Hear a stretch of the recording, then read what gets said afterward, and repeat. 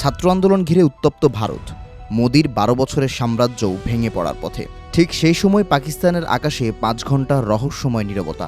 ভূমি থেকে সীমাহীন উচ্চতা পর্যন্ত বন্ধ করা হলো একাধিক আকাশপথ। কোনো ঘোষণা নেই কোনো ব্যাখ্যা।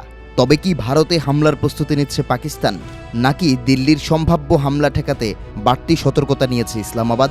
২৩ থেকে ২৪ জুলাই রাত ২টা থেকে সকাল ৭টা, মাত্র ৫ ঘন্টা। কিন্তু এই ৫ ঘন্টাই দক্ষিণ এশিয়ার নিরাপত্তা বিশ্লেষকদের সামনে নতুন প্রশ্ন তুলে দিয়েছে। সম্প্রতি ডিফেন্স সিকিউরিটি এশিয়ার প্রতিবেদনে উঠে এসেছে এই তথ্য। উন্মুক্ত সূত্রে প্রকাশিত নোটিশ অনুযায়ী এই ৫ ঘন্টা পশ্চিম ও মধ্যাঞ্চলের একাধিক এয়ার ট্রাফিক রুট সাময়িকভাবে বন্ধ করে দেয় পাকিস্তান। সাধারণ সাময়িক উড্ডয়নের ক্ষেত্রে এমন পূর্ণাঙ্গ নিষেধাজ্ঞা খুব কমই দেখা যায়, তাই বিষয়টি নিয়ে জল্পনা শুরু হয়েছে। বিশ্লেষকদের নজর গেছে করিডোরের দিকেও। আফগানিস্তান সীমান্ত সংলগ্ন কোয়েটা থেকে শুরু হয়ে এই করিডোর দেরা মধ্যাঞ্চল পেরিয়ে পৌঁছেছে মুলতান, সারগোধা, ফয়সালাবাদ ও মিয়ানওয়ালির মতো পশ্চিমের অঞ্চলে। এসব এলাকায় রয়েছে গুরুত্বপূর্ণ বিমান ঘাঁটি ও সামরিক অবকাঠামো।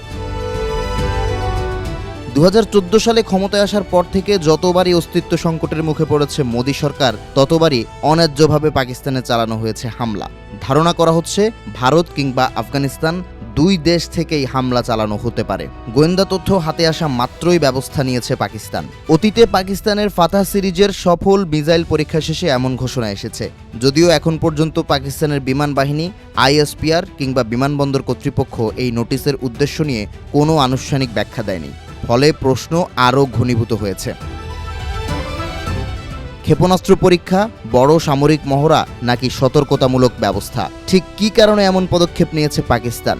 প্রকাশিত তথ্যের ভিত্তিতে নিশ্চিত করে বলা সম্ভব নয়। তাই চূড়ান্ত সিদ্ধান্তে পৌঁছানোর ক্ষেত্রে সতর্ক থাকার পরামর্শ বিশ্লেষকদের।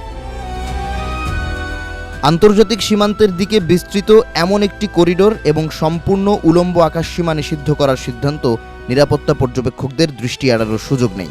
কারণ বাস্তব সংকটের সময় এমন উড্ডয়ন পথ মহড়া ও প্রকৃত হামলার প্রাথমিক গতিপথের সঙ্গে মিল থাকতে পারে। উরি, বালাকোট ও অপারেশন সিন্দুরের পর আবারও কি কুটচালের আশ্রয় নিতে যাচ্ছে মোদী সরকার? এই উত্তর হয়তো সময়ই বলে দিবে।